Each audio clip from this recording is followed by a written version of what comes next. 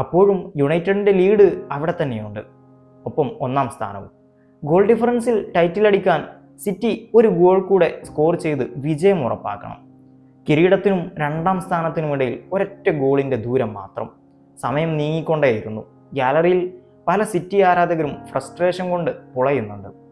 ചിലർ നിർവികാരതയോടെ ഇരിക്കുന്നു, മറ്റു ചിലർ കരയുന്നുണ്ട്. പലരും 2-ാം സ്ഥാനം ഉറപ്പിച്ച് സ്റ്റേഡിയം തന്നെ വിട്ടുപോയിരുന്നു.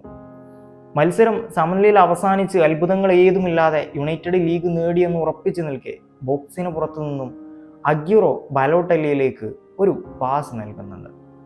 എന്നാൽ ബലോട്ടല്ലിക്ക് അത് കൺട്രോൾ ചെയ്യാൻ കഴിയാതെ താഴെ വീണുപോകുന്നു. അവിടെ ഇരുന്നു കൊണ്ട് ബലോട്ടല്ലി ബോക്സിലേക്ക് ഓടിക്കയറുന്ന അഗ്യൂറോയിലേക്ക് ഒരു അവസാന ശ്രമം എന്ന നിലയിൽ തിരികെ ഒരു പാസ് നൽകുന്നുണ്ട്.